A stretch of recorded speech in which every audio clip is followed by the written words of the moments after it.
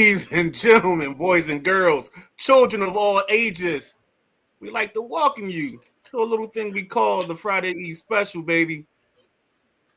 You get sports, you get a little action, you get a little fun. But with that being said, what normally happens on this show is we give you enough to talk about. We give you enough to go to the coffee machine. And you get to talk to your coworker because you saw something on the Friday Eve show. You get to go to the Duck Day Old Donuts, grab one, talk to the coworker about what you saw this evening. You get to go to the copier machine. You get to talk to that coworker about what you saw this evening. And guess what they're going to say? What you watch. And then you're going to have to tell them so eloquently, I watched the Thursday night Throwdown. Yeah, baby. Here we go. It's the Midnight Rider. It's the Gentleman Jack. It's the dynamic duo on Thursday night. We got some bad news to start you off with. We got a couple discussions that have been going on all week in the world of sports that we're going to hit on. We're going to hit you with the hockey update with Ovi, Final Four preview, NFL rule changes, Carmelo Anthony Hall of Fame, and then the last but not least, we got a question of the night that we're going to bring to you in a little bit. Later on in the show before we close it out and go home for the evening. And then tomorrow morning, you get to go to work and talk about it. With that being said, Gentleman Jack, how you doing? Can you hear me, Jack? I'm doing pretty good, Midnight Ride. I'm doing pretty good. How about you? Huh? I'm good. I'm good, man. No sound? I got you. Okay. All right, here we go. Sam. Oh, I love him. Sam starts the day off. I'm going to tell them they were on time. There you go. And Matty Ice says, good evening, guys. All right, guys. We're going to kind of just jump right into this because we've been having some long shows. So let's get started right away. See how this plays out. So first and foremost on the agenda, we got to say rest in peace to Val Kilmer. I don't remember the exact day this week. I know I've heard people talking about it. They talked about some of the great movies he was in, movies like Heat. What's that? Tombstone was my favorite of his. His time in Batman. He was in a couple other classic movies all across the board. So I'll let you go start first, Jack.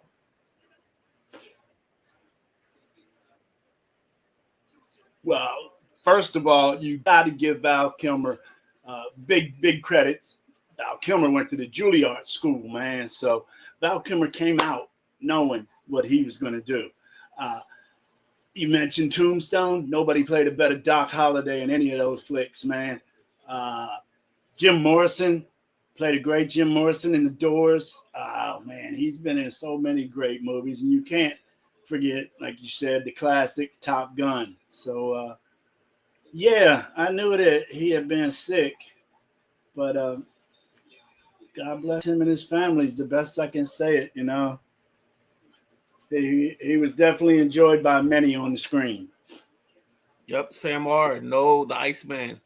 That was one of the things. The Iceman was supposed to have a bigger role in the Mavericks series, but because of his health and everything, they had to write the role around his health conditions and his setup. So I was just glad he was willing to do it, and they were willing to meet him where he could get through everything. It's crazy, man. You talked about Tombstone. That was my movie, man. I say lines all day long. I'll always drop a why my hypocrisy only lets me go so far. So it's a lot of stuff that I love about him in that movie. We can play for blood.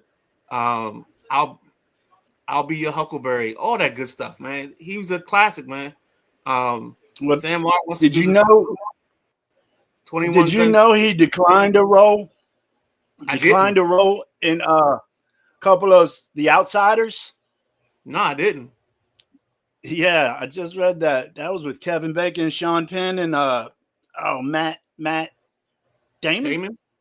No, maybe Matt Damon. No, it's The other Outsiders. one. Yeah. I can't think of his name now, but I know you're talking about. Yeah, Sean Penn. Okay. Sean Penn, Kevin Bacon. Yeah, I don't remember that one, but that's interesting to know that he declined that role. And Coppola is a hell of a director. Don't know who that is, brother. Something. I'm gonna take your word for it. Oh, you don't? I've been to his vineyard too. Francisco Coppola. Really? All right, Francis big Ford time. Coppola. You wanna talk to us about the I wine, the vineyard? I wanted to go. I wanted to go to his vineyard because they had the desk from The Godfather there. Wow. Okay. So that's how I all found out about Coppola and his vineyards and all the movies he's done. So All right. go ahead now. Just saying, I'm not in this one. I don't know. A little culture, man. Just a little culture. I got you, man. I think the only place I went, I did a wine tasting 2 years ago. Out in Twist Manassas. tops It's don't nice. count. Huh? Twist tops don't count. Oh, I can't be an expert on Mad Dog 2020. Oh, hope not. That stuff right there, boy. Had talking to the porcelain gods. Oh man, what? Yeah. That or some place in the alley. Something to happen, boy. Yeah. Yeah. With that being said, anything else you can think of with Val Kilmer, man? I don't have much else. His memory will always be on the screen. You know what I'm saying? True that. Oh, he was a detective. Oh, what was that movie? I gotta figure it out. He was good Batman too. He was good Batman, but he was like in this thriller, and he was like he wasn't the lead detective, but he was one of the detectives in the Thunderheart? movie. Huh? There's one called Thunderheart, one called Real McCoy. He's done a lot of them, man. I'll look through it because I'll know it when I see it. I just hope it's nothing recent? Like, huh? How old? I don't remember.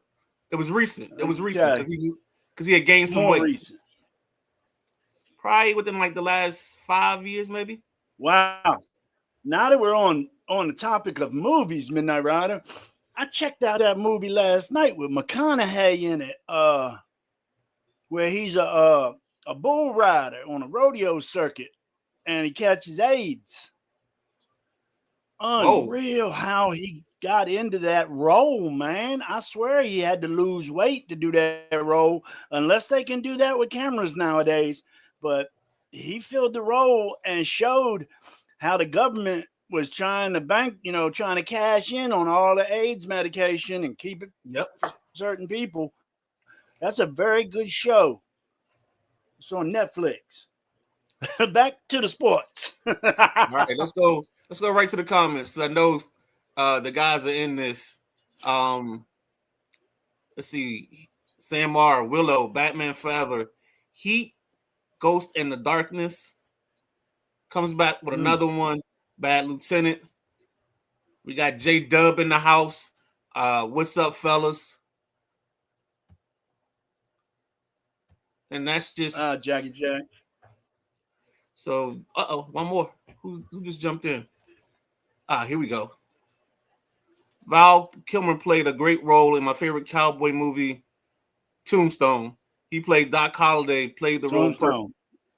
Yeah. I know what he was talking about. With Wyatt Earp in the movie Tombstone. He knows. Right.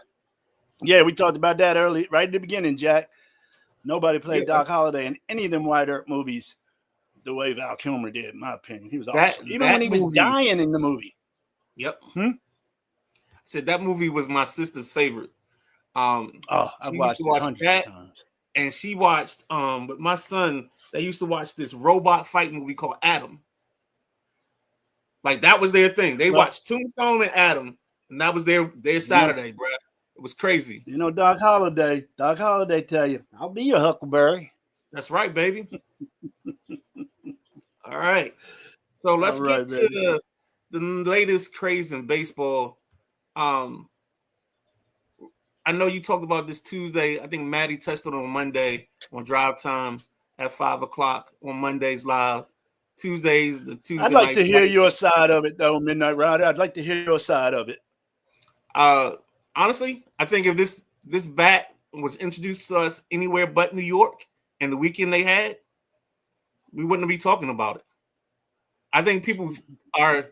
I think the problem that people don't get on this bat is if you buy it stock, you're not going to get all the extras because it's not built to your swing.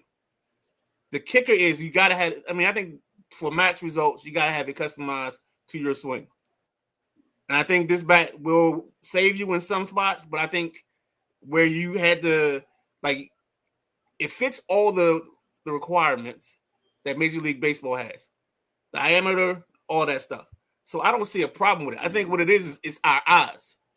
Our eyes see this big thing on the bat, and it's not where it normally is. It's on the label more, and because it looks like a bowling pin, we kind of have this idea that it's gonna be more. It's more like a cork bat, but it's not. It's just they move the sweet spot, and I think you're gonna see guys like Chisholm and them come back to earth a little bit because I think over time this bat isn't going to create the advantage that we think right now. Like, let's look at this bat 100 games into the season and let's see what happens there. Yeah, no, I can see what you're saying too, but you know, you're right with the New York thing. If they'd have been doing this in Milwaukee or Denver, you know, or Colorado or something, they wouldn't have shook a stick at it. But it's New York, it's going to get front post press. I don't like it. If it ain't broke, don't fix it. Batting averages are down tremendously. I think it was 50-year low. You know, 8 people had a above 300 batting average last year, and as I say, it's the swing. They're teaching these guys now that's bringing batting averages down. So, you know, go back to a Tony Gwynn, a Pete Rose, a Rod Carew swing, and see if batting averages come up. But that's not something you can do. So let's just fix the bat is what they're doing. So I don't like it. See, I tend to disagree. And that could be the old head. Go ahead. I'm sorry. No, it could be the old, you know, the old guy shaking his hands at the clouds. It could be. But it's just me, a traditional baseball player. And, you know, I like some of the rule changes they've made. Speeding up, putting the pitch clock. That's good. The bases, and I could leave or take that, the bigger bases. But this bat, just don't dig it. That's why I say give it some games to figure it out. But you said something that I'm glad you brought it up because I wanted to argue with you guys on Tuesday about this. I think part of it is the pitching. I think part of the reason the batting is down is because you're getting guys coming out of the pen throwing 95, 98, 99. They pitch for an inning. They go sit down. They bring the next guy that pitches 98, 99. You know, you're not getting – there's no starting lineup or starting 5 pitching rotation where you get a Tom Glavine throwing 88 or 89. That just doesn't happen anymore. You know, these guys are maxing out in the high 90s. And, I mean, you're getting stuff with crazy movement. They're learning how to, I guess, pronate or expronate or whatever the word is to get more torque and more spin on the ball. So I think it's a little bit of everything. And I do think it's part of the hitting style. But I think another part that plays a big role in it is the quality of pitching that they're facing right now.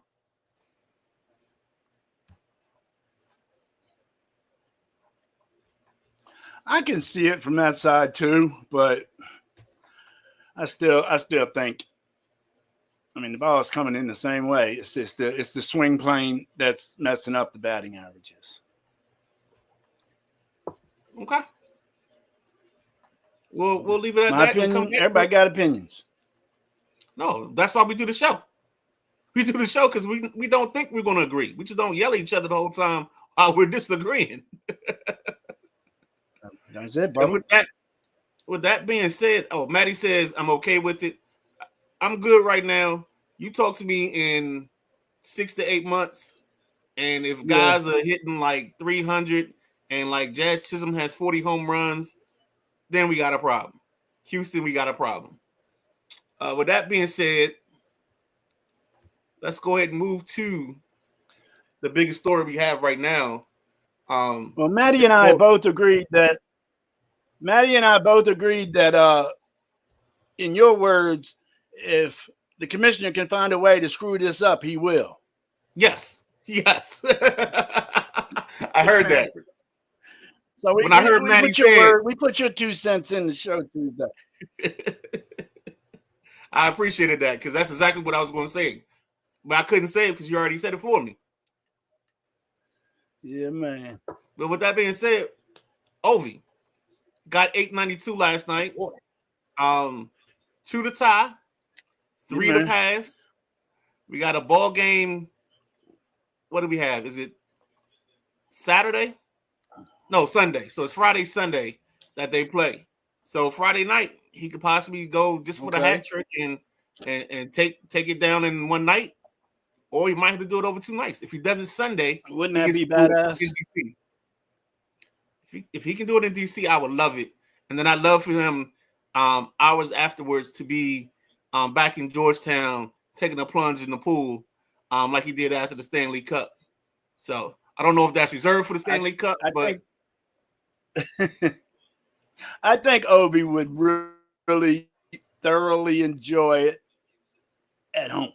I mean, he'll jump onto the glass and just sit there and rock out with all the fans and his teammates. I think he would thoroughly enjoy it at home. Hope he can do it at home, but then again, in Ovi fashion, it wouldn't surprise me to see him break it with something crazy like a trick, like a hat trick. That'd be wild. It'd be like amazing. Breaking the home run record with a grand slam. Totally agree with that. Our guy Matty Ice jumps in down in the Carolinas last night. The game did get nasty, and they do play in 8 days. And then we also have looming that if they both handle their business in the playoffs, they could possibly have a 7-game series on their hands as well. So the beauty of this is you get real heat coming into these playoffs possibly if they can both do what they're supposed to do and advance to the second round. With that being said, last night, yes, things got very chippy.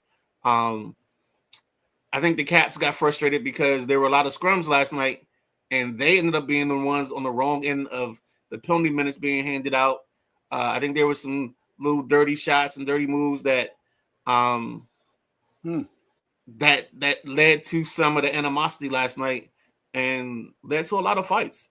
You had a kid, is it Conor McGregor or McGregor, whatever his first name is? He got in a fight last night. Conor McDavid, right? Huh? No, Conor the Caps McDavid? kid. The Caps kid. I know who you talking about. Oh. I want to call him Conor McGregor, but I think that's the UFC fighter. But he got into a scramble last night, got slammed to the ice. I thought that was a little shady. But, I mean, again, 8 days, we get to figure it out. I think they come to the Cap One Arena, so that's going to be interesting. And it's going to be also interesting to see if Ovi gets this record this weekend, like how much does he play? And I like the kid that they just signed from BC, Ryan Johnson. He looks like he likes to be around the puck. When I watched him the other night, I think he's going to give them something once he gets his legs underneath him. He gets a little bit better adjusted. I'd love to see him get a lot more minutes going down this stretch. So maybe they can break him in and get him comfortable with the speed of the game. Go ahead, Jack. I see you. I see that mind spinning. What you got? You got a fun fact for me? No, I got an update from our kid up there in Nationals in what they had, New Jersey, I believe. Yeah, I think you said that. They got a nice win yesterday, 8-3, and this evening they won 7-0. So Ashburn Extreme is 2-0 through 2.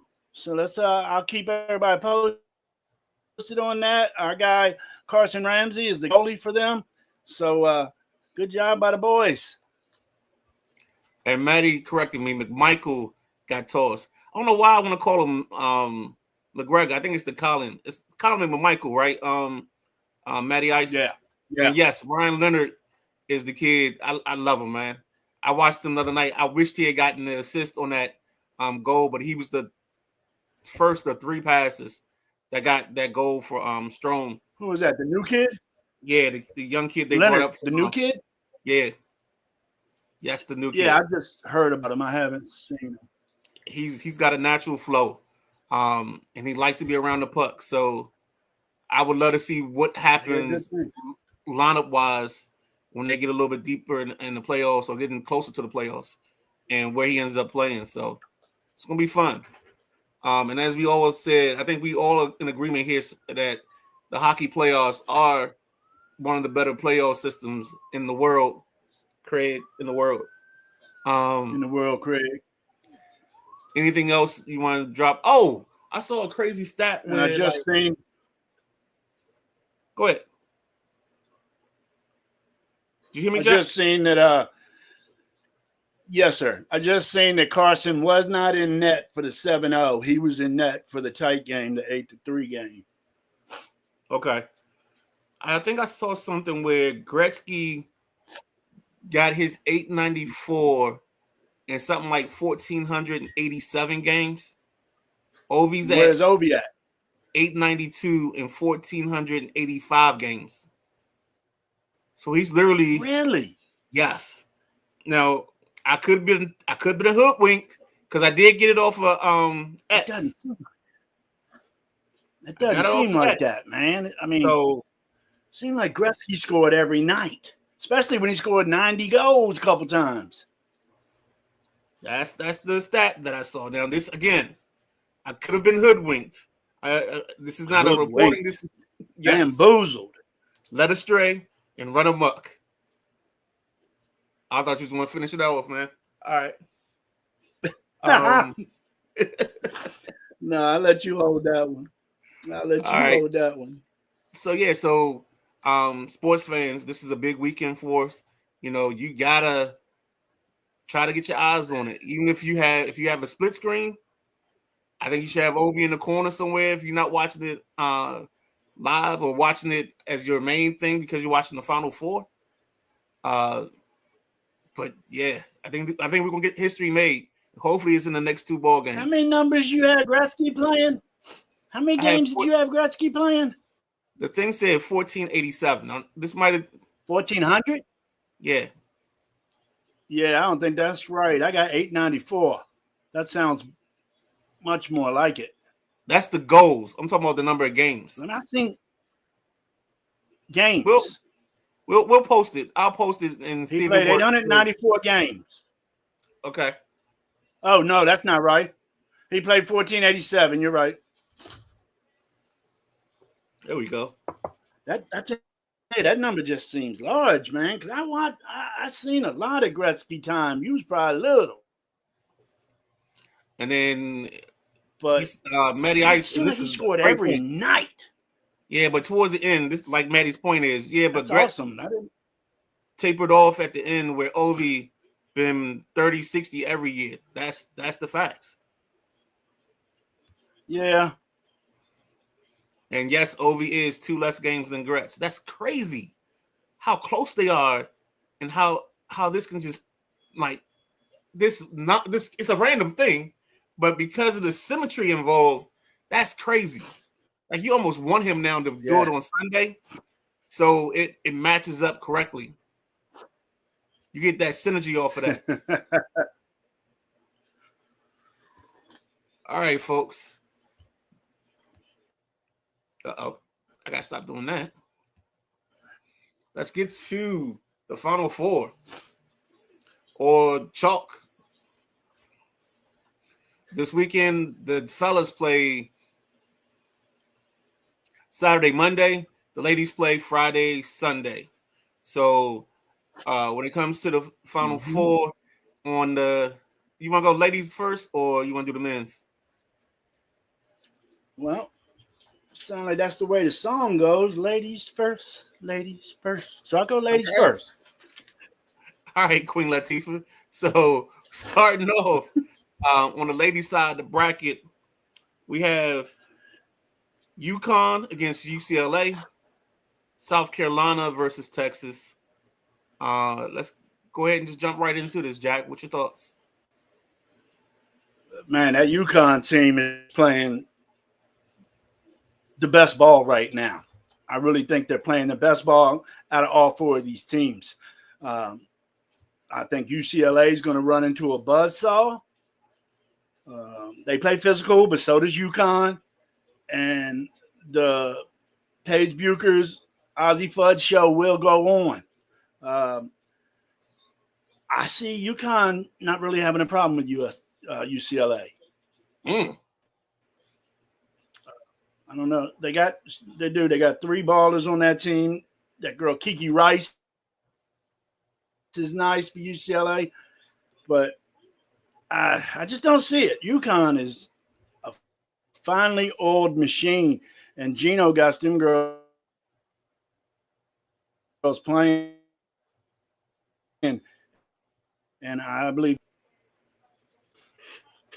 For me, I think I'm going. I think I'm gonna go with UCLA because I think their big will give them enough off the boards and clean up things, and I think they make it happen. Real quick, just to catch up on comments. Jack J Dub says there's a reason why they called Wayne the Great One. That dude was unbelievable when he played. Totally agree. Maddie says kind of hope it happens on Sunday. Totally agree. And then J Dub, the men play Final Four Saturday, championship Monday night. On the ladies' side, I don't know if I heard you, Jack. What'd you have with South Carolina and Texas? Oh, okay. No, I didn't go there yet. South Carolina and Texas. I don't know, man. This is going to be the fourth matchup this year between these two teams, so they are very familiar with each other. I want to say Texas won one, South Carolina won two, maybe. I'm pretty sure. Okay. South Carolina's had a tough road getting here. They had to beat Maryland. They had to beat Duke. So they had a really tough road getting here. But I think South Carolina takes care of Texas. Chloe Kitts dominates down low, just cleans the glass all day long. And I think they're going to shut Madison Booker and Texas down. So I take South Carolina in that one. All right. And I guess we're just doing this because this is who we are. But I think Texas wins this ball game. I think Texas and the young lady Booker that you're talking about, I think they are a little bit deeper than South Carolina in terms of scoring from their bench. So I think it's going to be UCLA. I don't want to steal your dream matchup, but I think it's going to be UCLA Texas, and I'm gonna spoil it now. I got UCLA winning it all. They get to bring the championship back home to UCLA. What do you have, Jack? Ooh. What conference UCLA go to? The Big Ten? Yes. Yeah, and USC's in the ACC. Okay. No, USC's in the Big Ten too. Who's the West Coast in the ACC then? California and Stanford. Nobody? California and Stanford. Cal. Yep.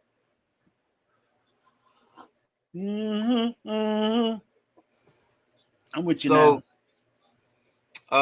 Maddie, he wants what you want. I want South Carolina, UConn too. J Dub says can't go against Dawn Staley coach team. But he just did. He just did. But I think UConn's winning it all. So there you go, baby. That UConn squad is tough, man, and they got two freshmen in the post for UConn. It's not a heavily senior-led team or nothing. They got two very strong freshmen playing in the post for UConn, and then you got You Did you got do that on Fudd, purpose? Strong, and Paige Bukers. Go Huh? ahead. No, I heard you say Strong. I was like, did you do that on purpose? Because one of the young ladies I know is Strong for UConn. So that's Yeah, why I was Sarah asking. Strong. Yeah. All right. With that being said, let's jump to the men's side. I kind of know who you have for the final. But let's go ahead through the exercise just because Truth. we're going through the Just exercise. speak the truth. In game one, we have, I don't know if it shows up this way on TV or not, but let's go Auburn and Florida since I know where you're going in the second game. All right. Number one for Auburn, Johnny Broome needs help, but Jonah Broome needs help. He's lucky that they got a week's time because he took a hell of a fall at the end of the game. Hyperextended his elbow and his knee on the same fall. It looked like it could have been worse than it was. It scared the hell out of me. They got to tighten up the guy, Baker Maserat. That's the guy that has to be there with Broome. He usually is, but he's been in and out for the tournament. So he really, because Walter Clayton ain't no joke over there in Florida. Walter Clayton can score in buckets. I think Florida's gonna take this. I like Florida. Florida won the only regular season game these two played. I know they're in the same conference, but they did not match up twice this year. They only got one match, and Florida beat them by 3. I take Florida in this one. I think Clayton and Will Richard are just going to go off on Auburn. All right. And sorry, Bruce Pearl. I like Bruce Pearl, but sorry. Yeah, I think Johnny Broome is so beat up that I think he's just not going to have enough left. And I think this is a back and forth ball game early, even to like the third quarter, the middle of the second half. Speaking of which, they need to go to quarters, but that's another conversation. But middle of the second half, I think Florida takes it down the stretch, and with that lineup and that depth and that quality of their depth compared to what Auburn has, I think Florida wins this ball game. I think it's about a 7 or 8 point win for Florida to pull away. On the other side, we have the Jack Carr fighting Blue Devils going against the Houston Cougars. Because we know who you're going to take, I'll go first, if you don't mind. I think this is a game where Houston may have more depth, but I think there's a term that I want to use for Duke is they have their talent depth is higher, if that makes sense. The other night you were talking about them, Jack, and you were talking about possibly 3 or 4 first-round picks off of this team. And I think that's where the advantage for Duke comes against Houston is they have the advantage of better players. And if Flag doesn't go off, then you have the other guys sitting around him. So I'm gonna take Duke in that matchup, even though my heart wants to take Houston.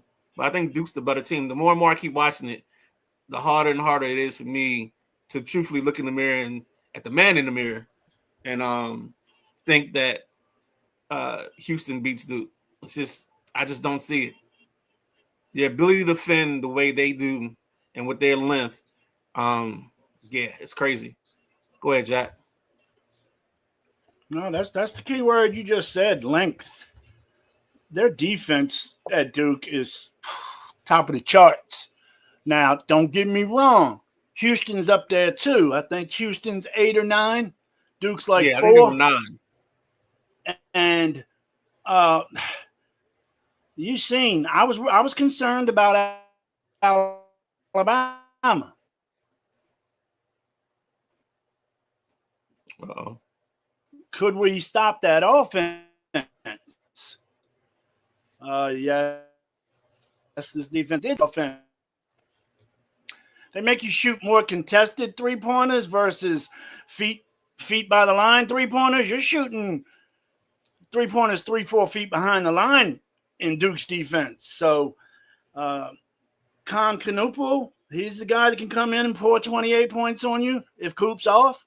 Tyrese Proctor can come in and put 30 points on you if Coop's off. I mean, there's scores all over the floor for Duke, and they have great defense. That's what I think puts them above everybody in the country this year. Their offensive ranking and their defensive ranking combined puts them as a more efficient team on both sides of the ball. So it's hard not to take Duke in this. And the thing is, I said something on the show the other day that I was trying to hold off until this team finishes its mission, but this is one of the best Duke teams I've ever seen assembled, period. They're 8 deep, and like I say, they got 4 lottery picks in the starting 5. It's sick. All right. So, but you got to finish the chore. You got to finish the task at hand in order for me to put that down in ink. So it's like don't finish the chat. What's the joke? Yeah, don't finish the task. Go ahead. No, I was going to say, I think the joke about Golden State is, 73-9 has no ring to it. That's what people say. Because they lost the finals that year. So, Matty Ice, I think the winner of Duke Houston wins it all. I remember you saying that, and when you said it, I kind of disagree because I think Florida can beat Houston. I don't think Florida can beat Duke. J-Dub, Florida like is deep. The only team that can put 3 7-footers on the floor at the same time. Yeah, that's right. Well, you know what? They have a 4th 7-footer on the bench. That's red shirt. That boy's 7'90", man, big. I think he's 7'9". I feel sorry for that kid. I don't think it's gonna come too for him. I think it's gonna be too much on his feet, and I think that's why he's gonna not make it. I hope I'm wrong. I just want to worry about his feet. Maddie says Florida beat Auburn. My pick was Houston in my bracket, but Duke is just playing so damn good. Don't y'all start that. Don't y'all start that on me now. No. That don't work for Duke, young. Damn you. J-Dub, I picked Florida when I filled out my bracket, and I'm sticking to it. They are the biggest and deepest team left, in my opinion. I think they are the deeper team. I just think Duke has more quality 1 through 5, and that's hard to beat. 1 through 8. Yeah, I totally agree. I hope nobody is watching that knows me because they know I don't like Duke and I hate Duke. But no, we got that boy Isaiah Evans, Caleb Foster. What's the kid, the shooter? Is that Evans or is that Smith? Evans is the shooter. Yes. Okay. He's had some pretty good 3-point shooting here late in the season for us. That's what I say. We're coming. I mean, we even got this big boy. I can't even say his first name. Ngungba. That's what they said the other day in the locker room. Ngungba. He looks just like Malawach. He looks just like Malawach, but they from different. How you say it? They from different countries in Africa, but they're both. The one boy Malawach played in the Olympics. You remember? I don't. Played for Sudan, I believe. Oh, okay, yeah. Now I know what you're talking about now, yeah. Because that's what they mentioned. They mentioned he was coming to Duke. Duke. When I found out. Yeah, that's when I found out he was coming to Duke during the Olympics. I was like, oh, yeah. And he's just a shot-blocking, shot-altering machine. I mean, he not one 7'80", man. When you 7'2", 7'4", you're a big man, dude. And then when you add in that wingspan. Yep. I agree with you on Duke. Oh. That was this good. This is my favorite right here. I can watch a show of Jack trying to pronounce hard names. Hey, I got it right this time. No, his name's Ngungba. Hey, Matty, it's the arm. Yes. The higher his arm goes, the better he'll say the name. Hey, I even got an app on my phone that'll try to help me how to say names, and it don't work for me. It's all good, man. So Um, you let me think get up your how we're overall gonna run thought. that show, Maddie, and we'll do it. Hey, Say? we can do that as a TikTok. To be honest with you, we just give you a list of names and boom, here we go. Don't do that to me. Don't do that. um, Uh-uh. I want to ask you this question because we've talked about the tournament a lot. The kind of the lack of Cinderellas, not as many buzzer beaters. But for you, I want your thought of the tournament now, and then I'll get your thought of the tournament on Tuesday after we have the national champion crown. But as of right now, what's your feelings and thoughts on this tournament?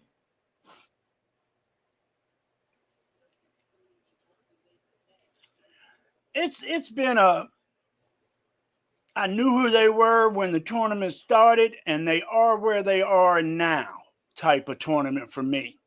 Okay. That's what you get when you get the number ones going to the Final Four for the first time since 2008. I told Maddie the story. My dad did that in 2008. He picked all the number ones. Me and my cousin were ribbing him like, well, Jack, that ain't gonna work. That ain't gonna work. And ended up he won the pot that year. So, yeah, the good teams made it through pretty much unscathed. So Yeah. it was a tournament where I feel the best teams won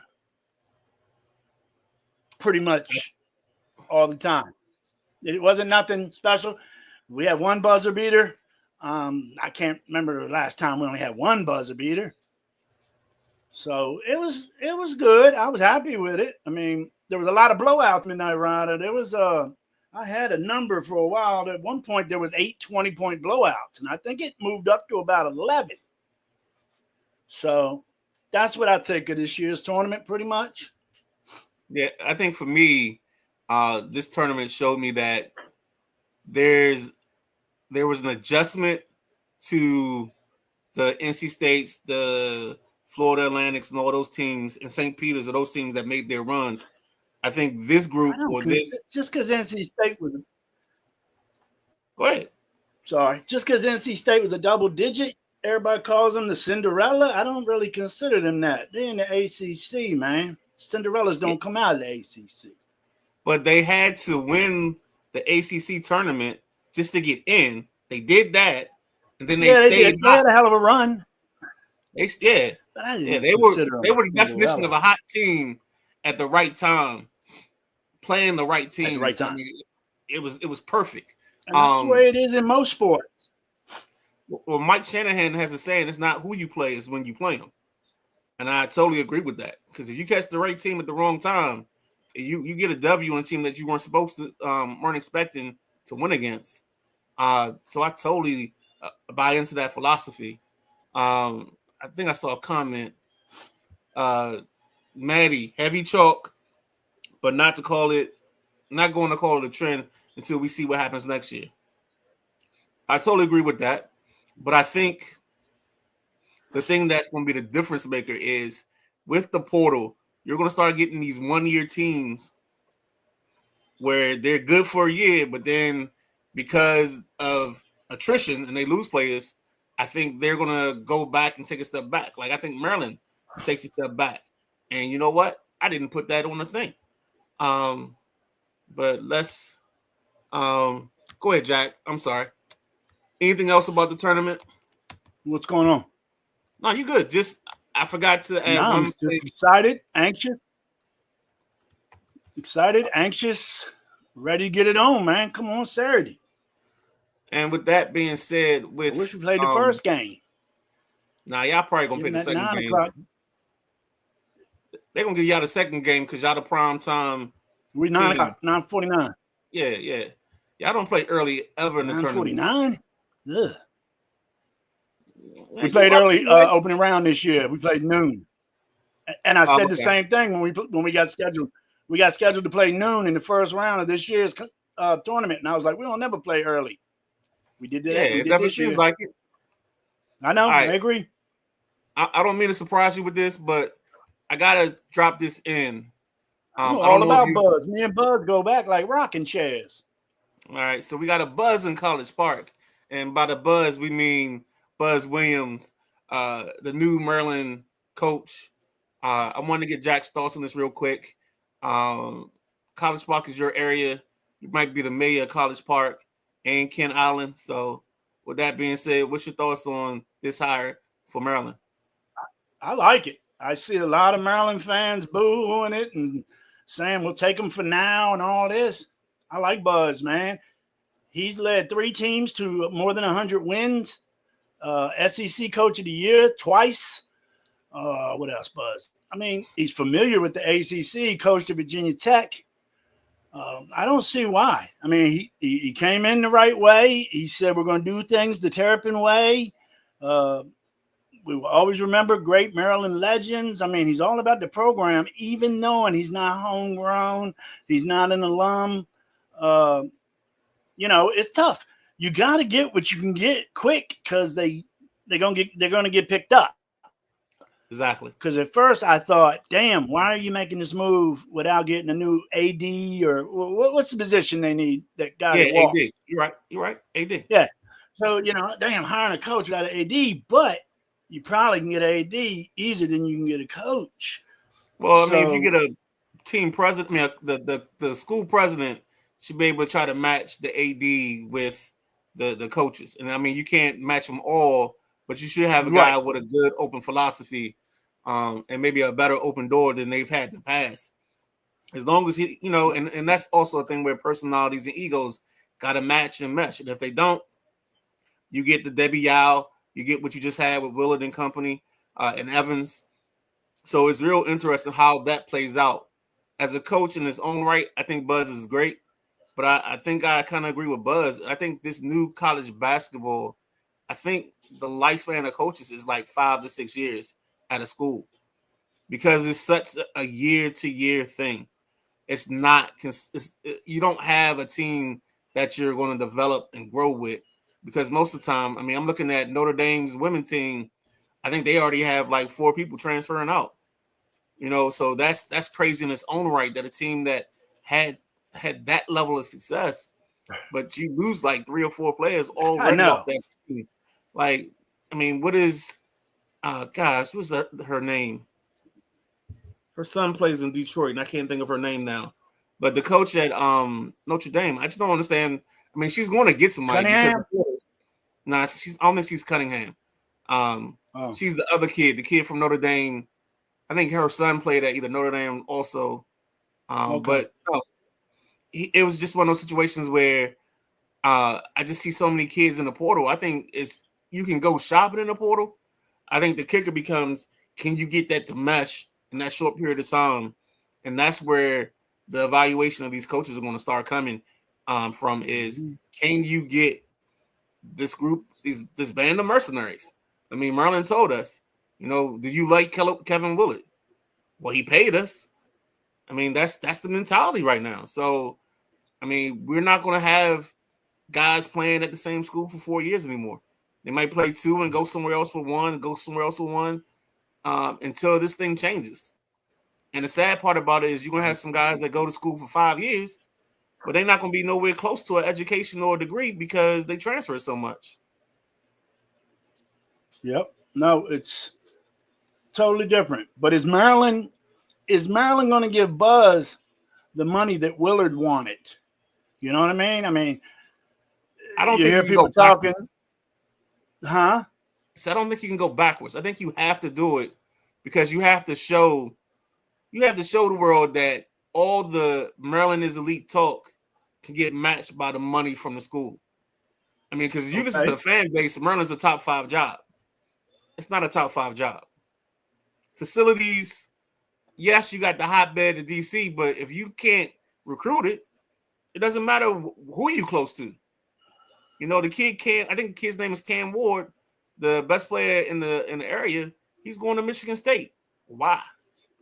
If Maryland's a top 5 program, why is a kid going to Michigan State over Maryland? And I think that's the reality Maryland fans have to start understanding. Well, with the with the NILs and the transfer portal, money's got to come from somewhere. I brought it up on a show last week about, they got to get boosters or alumni. Well, Steph Curry just donated a large sum to Davidson.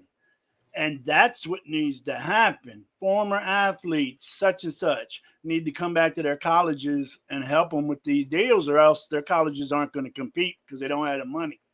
And that's a damn shame that we're talking college and they can't compete because they don't have the money.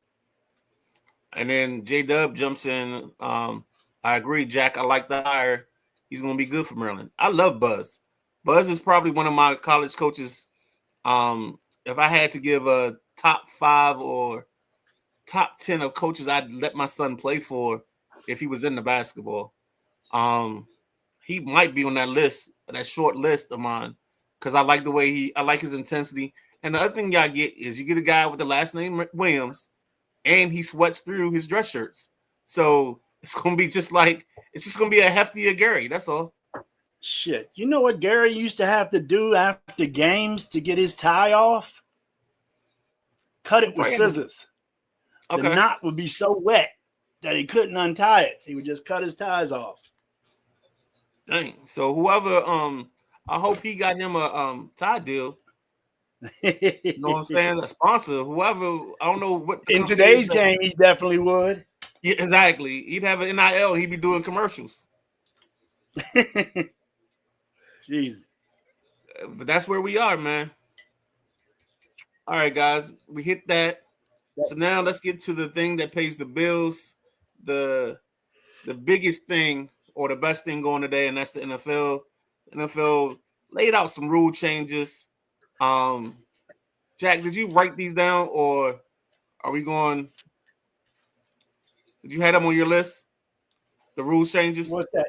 The rule changes, yeah. I got them somewhere where I can pull them up on the side screen. All right, so I know for a fact the first one, and this is the one that annoys me the most. I'll do it in the Midnight Rider annoyance level. Overtime. Both teams get the ball, but overtime is still 10 minutes. Yeah, I don't like that. Go ahead.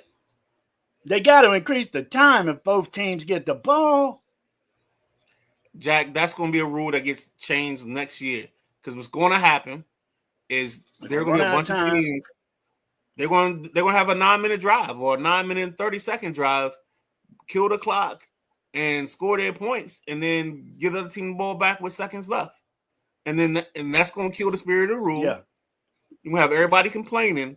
But I heard Mike Florio on Grant and Danny today. He did make a good point. He did say that part of the reason why they're trying to leave it at 10 minutes is because, again, money reasons.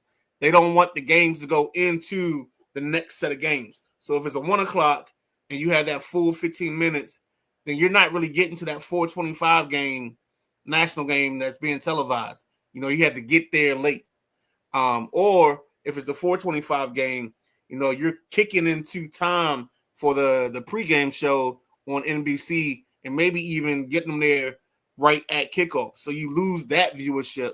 And I think that's part of the reason why we're sticking at the 10 minutes. When he said it, it made sense because I think the NFL has a little bit of a Wu-Tang thought process because cash rules everything around me. Cream, get the money, dollar bill, y'all. Dollar bills, y'all. Y'all. I'm sorry. What you think? Yeah, but I mean, I thought the rule touchdown, you lose, field goal, you get the ball was the current rule last year. Right. The regular season rule, yes. It's just like in regular season, I didn't see a problem with it. But in playoffs, like what happened to the Bills, was it the Bills? Yeah, the Chiefs beat the Bills in that overtime game a couple years ago. And that's when I started saying, got to do something about that. That's not fair to the Bills. I mean, you know what I'm saying? To say, hey, do I got enough luck to win this coin toss and this game? Or am I not even going to have a shot? So I guess it's fair. I just think we're gonna have either a bunch of ties or a bunch of games that are going to be pretty much I don't settled in like the last minute. ties. I I hate don't ties. like ties. Have a shootout. Shit. I'm like Everybody get the ball Gary. on the one. I'm like Gary. I'll cut my tie. I don't like ties at all. I think it's the dumbest thing in sports, and I think all we're doing is trying to make it so we can. It's almost like they're trying to manufacture a tie.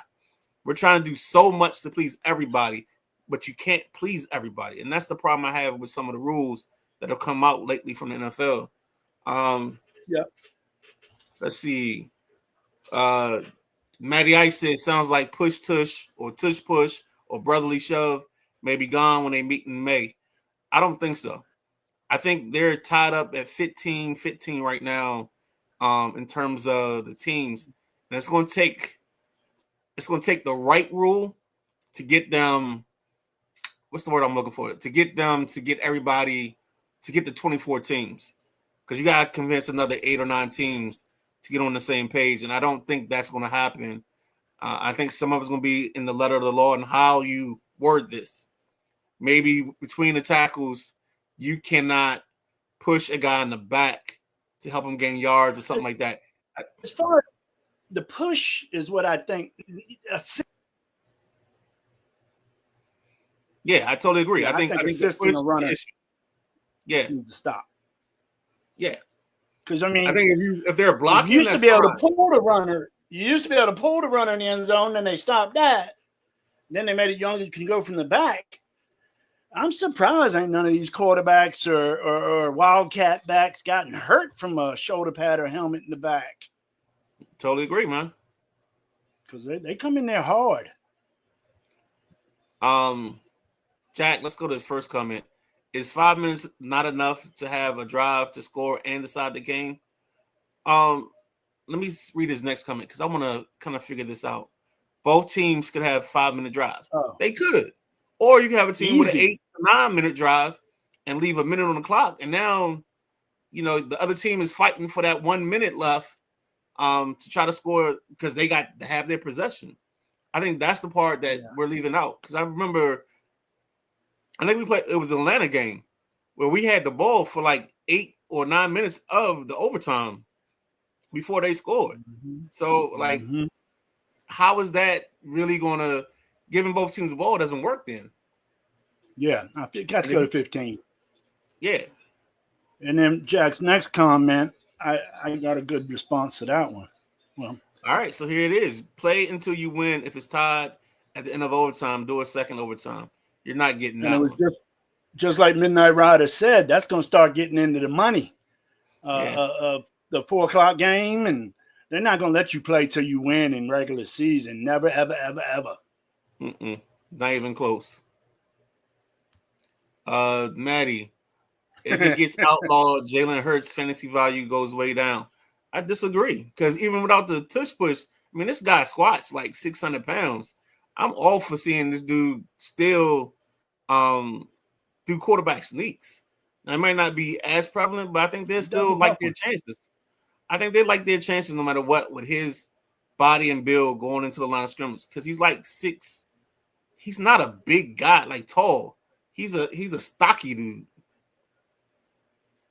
So I can that's see what makes that. him look short. Yeah.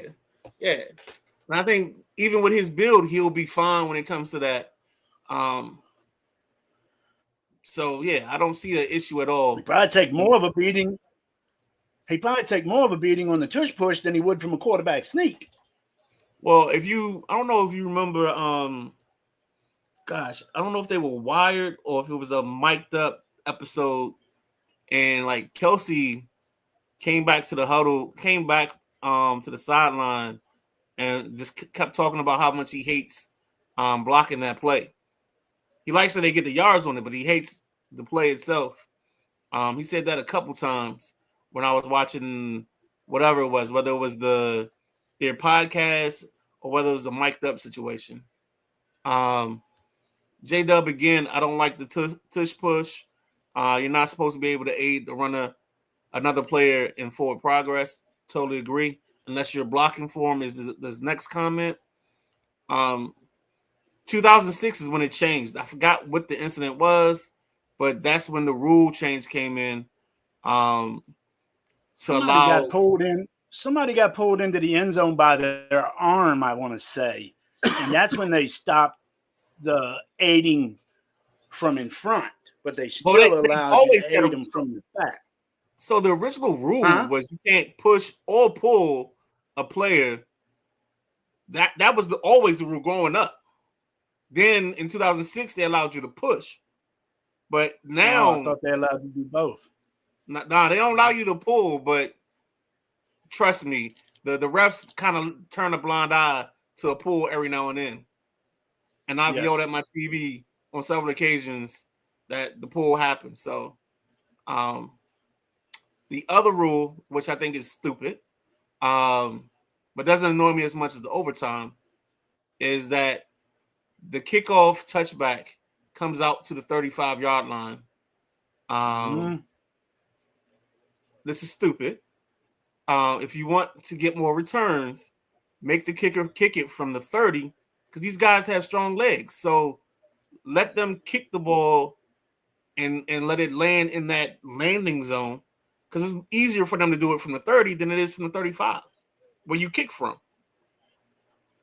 And stop moving the Well, ball up. Like I feel like they're trying to get scoring so much that they're just doing anything to help the offense. Like, do you know like the percentages going from the 20 to the 35 and starting your offense?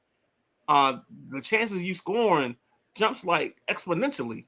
It's like 20 points higher or 20 percentage points higher of you scoring from starting at the 20 than if you started at 35. And with the legs these kickers have, you only have to get like 20, 25 yards and you can possibly kick a field goal. I just think we're taking too much away from the defense. well, the number of touchbacks didn't really decrease a lot. Some kickers were still just punishing it Yeah, because the average yard line teams were starting on was 27.5 yard line. So right, they were only getting penalized 2.5 yards.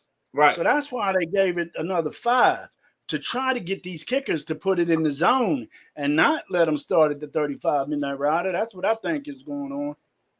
No, that's a great point. I didn't even look at you. You always had that nugget, the nugget of the night for Jack Carr, baby. We might have to get There was no penalty. Wendy's or McDonald's to sponsor your segment, your nugget of the night. But that's what's up. Return numbers are up, return yards are up, big breaks are up. I mean, we went a couple years, man. It wasn't even no run backs from kickoffs. Yeah, the biggest farce that I ever heard the NFL say was we want people to sit and watch extra points. Dude, I'm never sitting and watching an extra point. I don't care Nah, where it's you bathroom break. That's bathroom break. If Beer. we had somebody's house, I'm grabbing chicken wings. Like I'm setting up my plate. I'm not worried about an extra point. Whether they kick it from the 35 or the 2, I'm still going to get food. I'm still going to pee. So I thought that was dumb too. But I I'm did not going too, but it's normal now. yeah, I disagree. I thought that was stupid too, but you got to kick a 35-yard field goal for 1 point. right. But it is what it is, and But we're it has over it. added some excitement because it's not automatic. Like when I watch the Yeah. college game, you kind of just see the college game where the guy lines up on the Look, 2-yard look. line, boop, and like that's it. So I get that part of it. Yeah, I get that part of it, but yeah, it's I don't know, man. Maybe that's me. Jack says exactly right.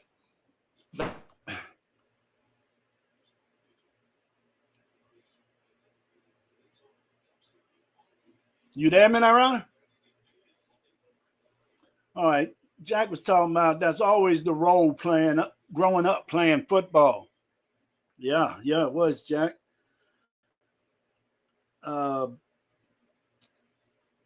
Midnight Rider, you gonna bounce out, come back in? Well, next on the list, we got of NFL rules. There's now, in which they experimented with last year, which was the Hawkeye technology. Have you guys, the Hawkeye technology? I jumped to the Hawkeye technology. Were you going there next? Yes. Go Okay. ahead. Just I'm not sure about how this technology is run. I'm sure it's a camera of some type. I don't know where it's at. This here is going to take away the chain gang, the guys that hold the sticks on the sidelines with the down markers. But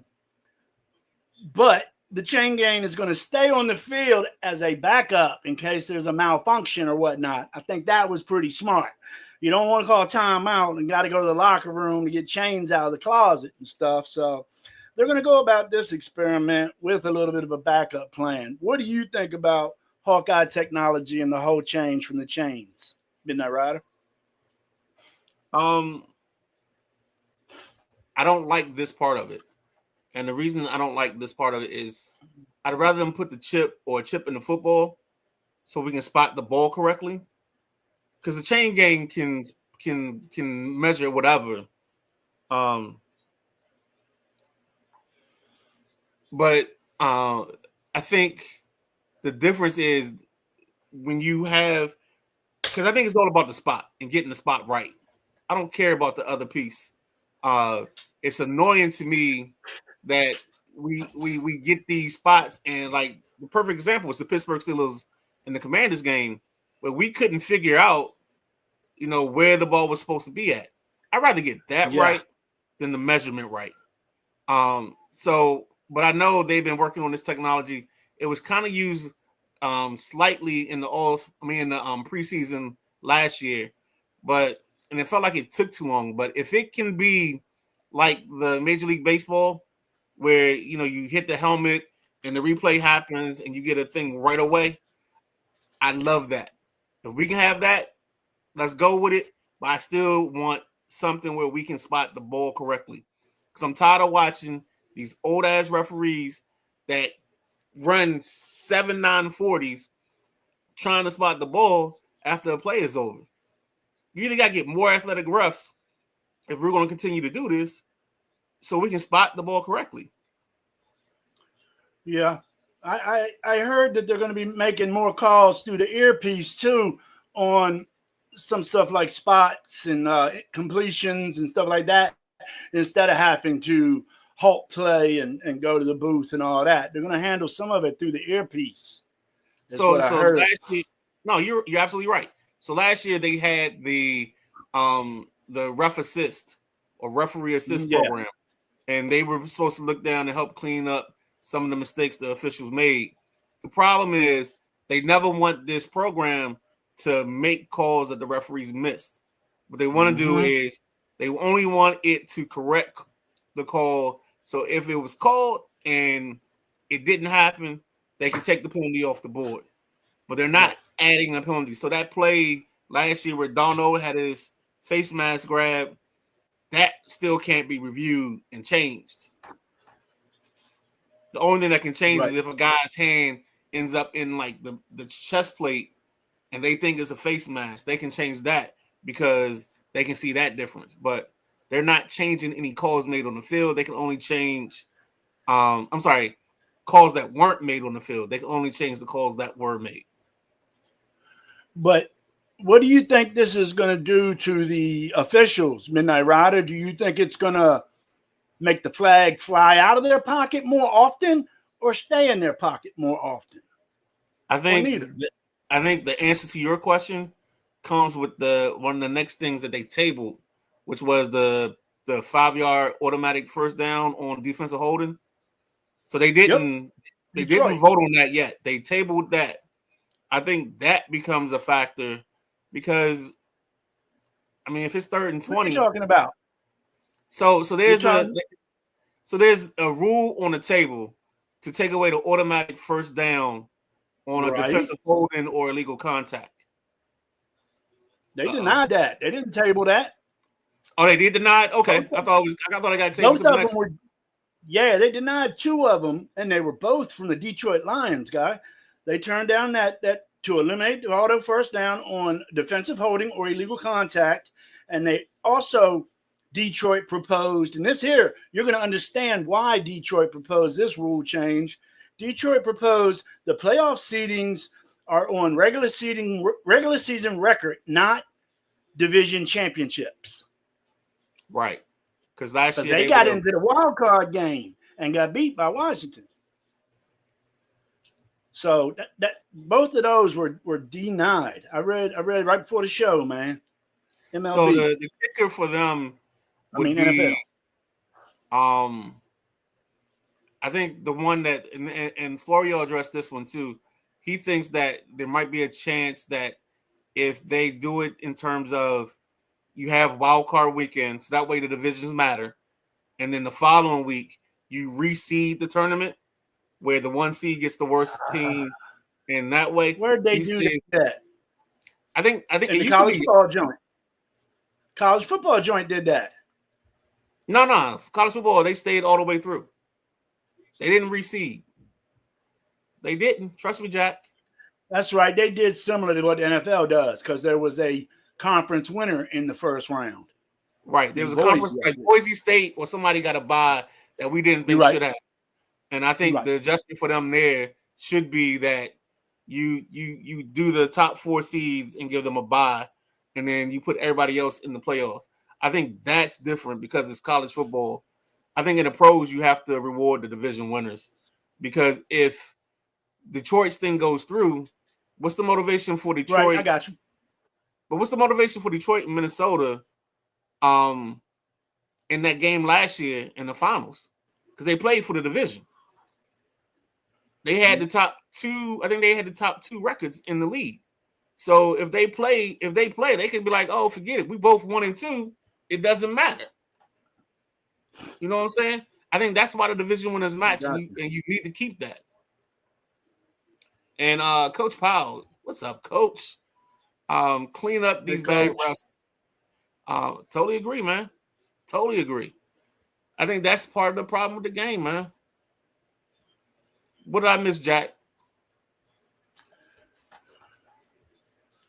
Mello. No, no, I was talking about in terms of the NFL. No, you got it, baby. You got it. All right, cool. Well, then you set it up. You threw it out there. Let's go to it. Carmelo Anthony announced to be a Hall of Famer in 2025. I already know that there's going to be an interesting conversation on Sunday.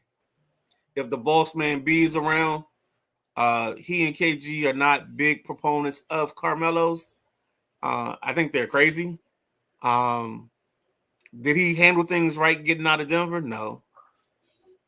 But he still was a baller. He still played at a high level for at least a decade, if not a little bit more. If you ask guys on these podcasts, you hear who's the hardest guy to guard. It's Carmelo. They don't say Kobe. They don't say LeBron.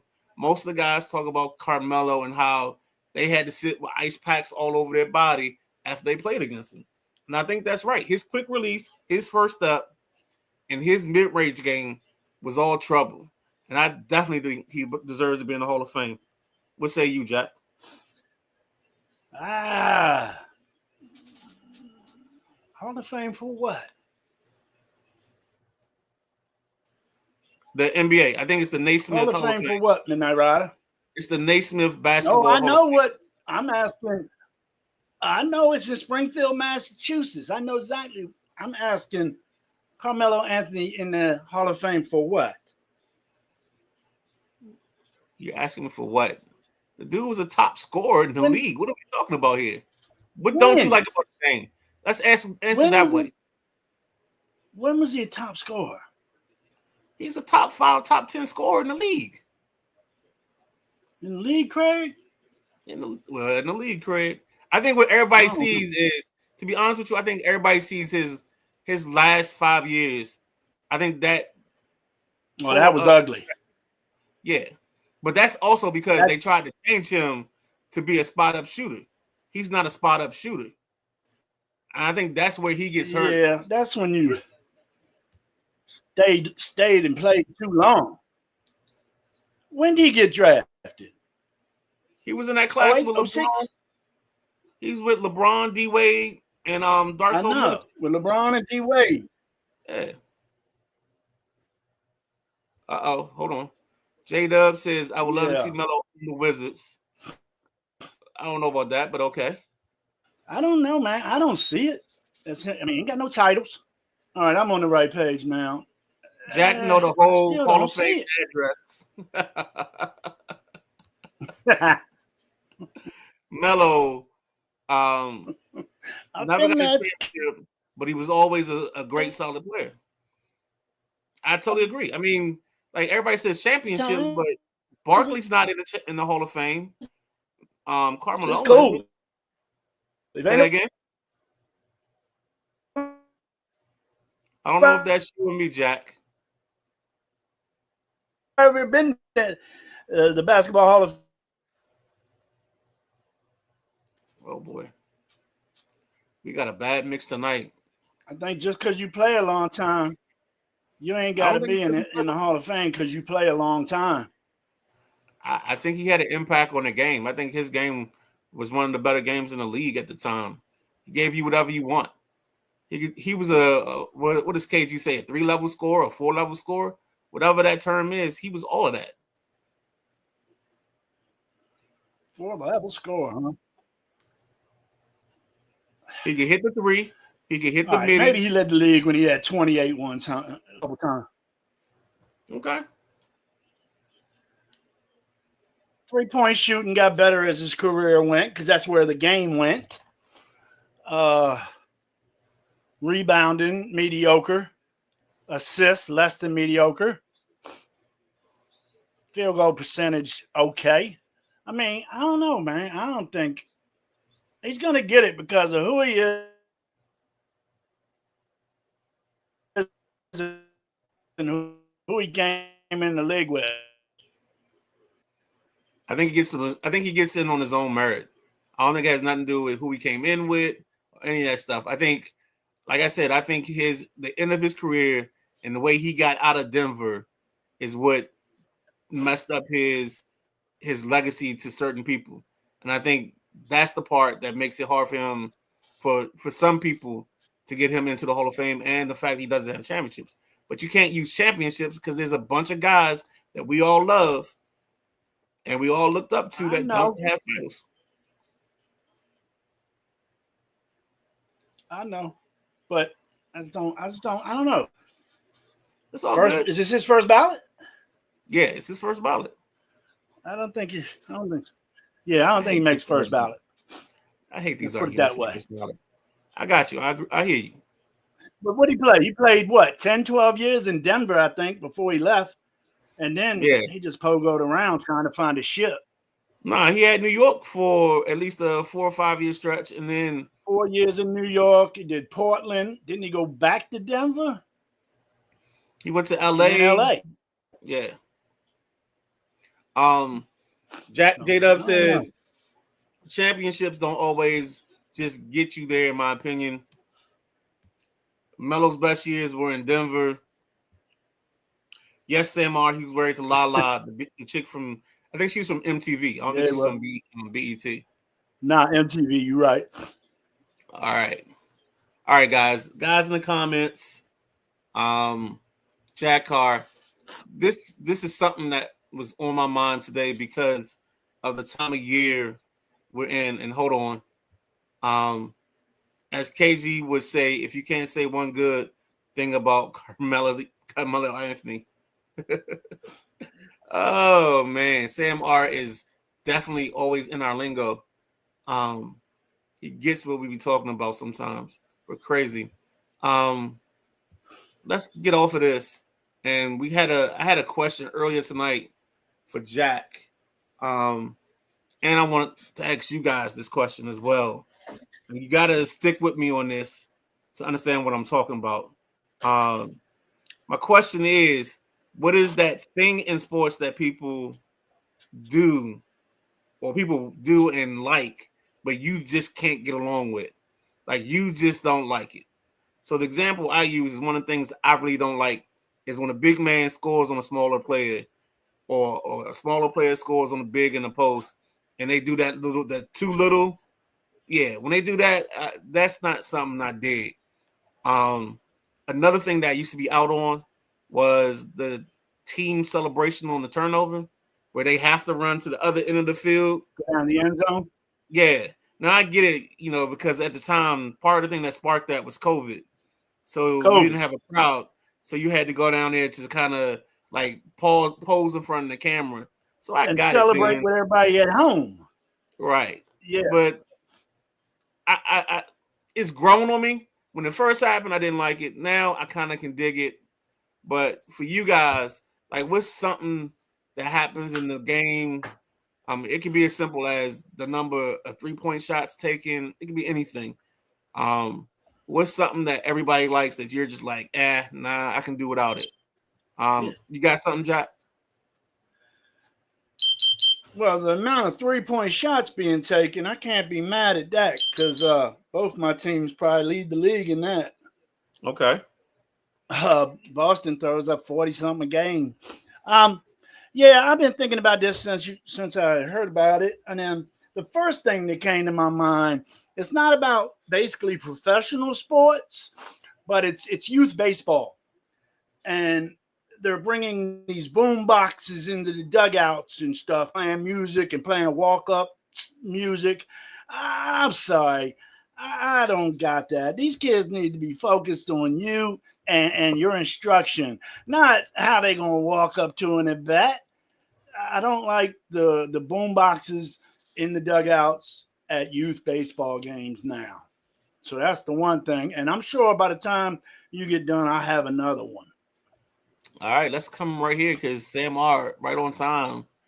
He talks about the gesture you made. He said, "Hey, Jordan used to do that, the too small gesture."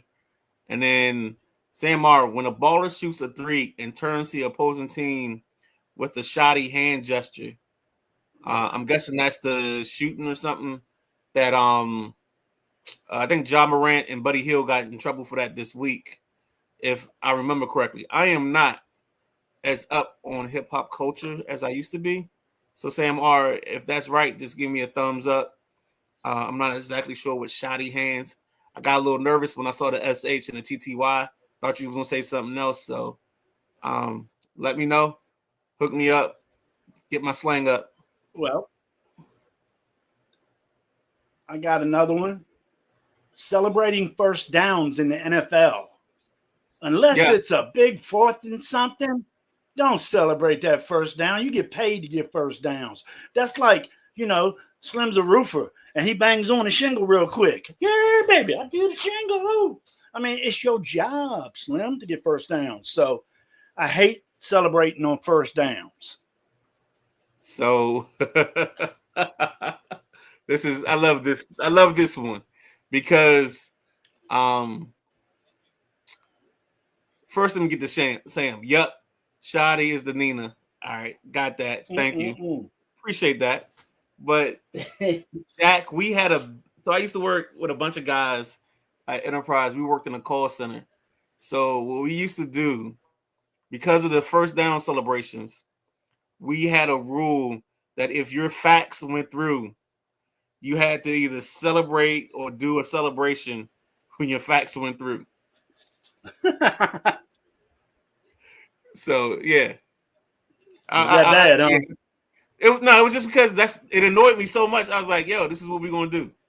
So we did it for like an hour, and then like our manager's like, y'all making too much noise. So yeah. But my other thing that I'm out on that maybe the rest of the world loves, I hate a off-season workout video. I don't need to see Terrell Pryor running through ladders and catching footballs off jug machines. I don't care. I don't care. If you're benching 355 or 600 pounds, I don't care. It doesn't go into the game. I don't care. You can run with your child on your back for 3 miles. I don't care. Don't care. I don't care. Jesse, what's up, baby? I ain't seen you in a minute. I'm here. Let's go, Lions. Jesse, you might want in on this, man. We talking about things that people like, but you just can't get down with. I just use workout videos. Jack said celebrating first downs. Oh, my other one. I forgot about this one. I'm gonna call it the Steph Curry. It's when you shoot the three and you turn around, put your arms up as if you know you're gonna make it. it goes quickly from the Steph Curry to the Nick Young. Because if you miss it, it becomes the Nick Young. But I hate that celebration as well, man. Nick Young, Wizard Savior. This is, if you guys haven't quite caught up, this is the old man shaking his fist at a tree segment to get off my long segment. But I just felt like I needed to get this out because I've been watching. I've had 4 videos sent to me. The next thing that's going to happen that I don't like is the mock jersey, where some random dude makes up a jersey color or a jersey, and we're supposed to just jump on him like, "Ooh, the team should have these." If they wanted your opinion, they'd ask you. Stop sending me mock jerseys. I'm good, and I'm a jersey guy, but I'm good. Well, I got another one now, and it has to do with baseball. I can't stand how they switch baseball so much in the course of a game. It's been a goal of mine to get a decent seat and sit there, and I want to count how many baseballs they use in one MLB game. Every batter gets a new ball thrown to them to start the at bat. They go through like yeah, I've seen this. Ball They in the actually dirt, flip it to the side, and foul tip, flip it to the side. And most ballparks sell those balls, so you can go buy a ball that Bryce Harper foul tipped up in the concourse. So I don't like that. I want to say I think MLB Network had a thing on this where they were like with a ball boy, and they talked about the number of baseballs they went through in an inning. So I would say check that out and see if there's anything on there. And it would be what's the name of their 10 a.m. show with Mark DeRosa, MLB Central. The show is called MLB Central. I would double check that. Yeah, no. I first noticed it, it was at Nat Stadium, and I had a job-like seat, and I could see it. The little cage to the left of the first base dugout. There's 2-3 people sitting down there, and MLB officials down there, and they roll them over to that area, and they put them in a brown lunch bag, lunch bag, and write who did it, who pitched it, and what game, and put it in a box. It's crazy. Unreal. So if you get a base hit, Midnight Rider, to left field, when the left fielder throws it into the shortstop flips it into the second baseman throws it into the dugout. Pitcher gets a new ball. It's unreal. Sam R. with an interesting one. Super Bowl parties at rich people's homes. They got a charcuterie board with deli meats and cheeses. Like, where the fuck is the pizza and wings? I'm sorry. Oh, no. I like me a little board. I don't know, Jack. I like me a little board, but I want some wings to go with it. And it looks like Jesse Young missed our torpedo bat segment, but he says, I don't like the bats that they're using to get home runs. You're with Jack on this, but I think, like I said earlier on when we open, I don't think these bats are going to generate the home runs that we think. It's just like, think about it like this, and this is the best example, and I'm going to steal this from one of the sports talk shows I listened to today. They were like, think about it like a driver. You get the new Tiger Woods driver, you go out there and swing. The problem is Tiger Woods ain't swinging that club as you. So it ain't always going to go where you think it's going to go and go as far as you think it's going to go. What you're going to do is add those extra 20 yards, but that's going to put you 20 yards deeper in the woods or 20 yards on somebody else's fairway because you done hooked it. And I think that's what these bats are. Mm-hmm. Because I think the kicker is you got to go into some of these labs and hit these bats so they can customize them for you. That's where I want to see if that creates an issue. But I think if you get a stock one, I don't think you see the same results. But again, I think we got to get 100 games in our system before I have an official thought process on it. Gentleman Jack, anything else on things that people like, but you're just not on board with? No, I do not have nothing else on this. think we hit a pretty good few spots. I do got a little bit about baseball. Just All one right. thing. So, hold on one second. I'm trying to think if there's anything else that I can think of that annoys me. You said the first down celebration. Um, Is there anything else? There's got to be something else. Basketball, baseball. You know what? I'm What's it? good. Load Go ahead. management. Load management. Yeah, there we go. There we go. Oh, that's a yeah. Yeah. All right, so here we go. Give me that. And you said you wanted to talk a little baseball. I just got one thing about the Dodgers and their hot start. Let's go talk about it. Uh, Last night in LA on Shohei Ohtani bobblehead night.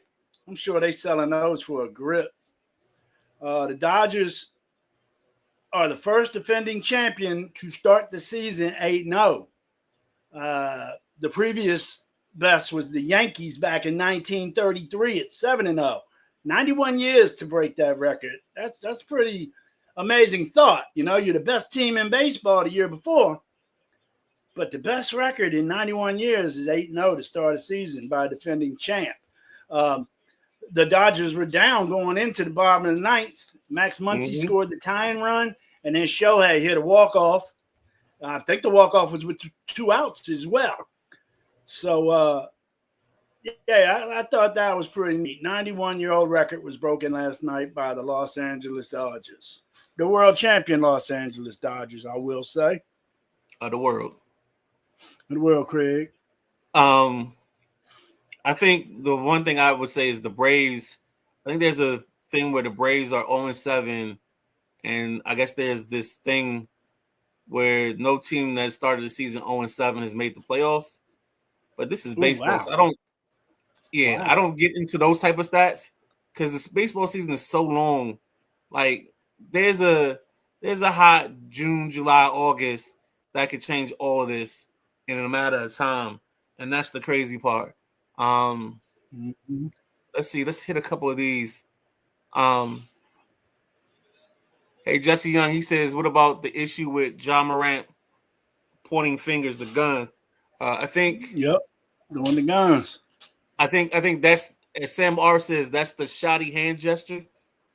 And I'm saying it that way because I want to sound old and out of touch because I am old and out of touch with that. Shoddy. And the Nina. I'm older than you, and I know what's up with shoddy. Jack Wagner said Dodgers have built a mob squad. No doubt. Jesse, they swept my team, Detroit Tigers, over the weekend. I mean, they have everything. I don't know what else you want or what else you think you can get. Like, it's a Burger King lineup. You can have it your way. Only thing that will beat them is injuries. That's the only thing that's going to beat them. That and bad team chemistry. I think they got it, man. You're a winner. That's good team chemistry. Exactly. That's the best. As they say, it's the best deodorant in the world, baby. Yes.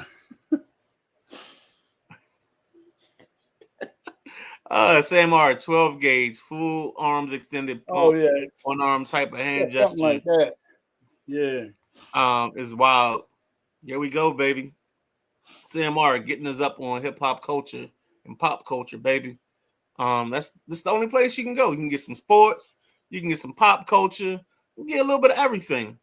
With that said, we got some charcuterie boards, we got some movies, we got some culture.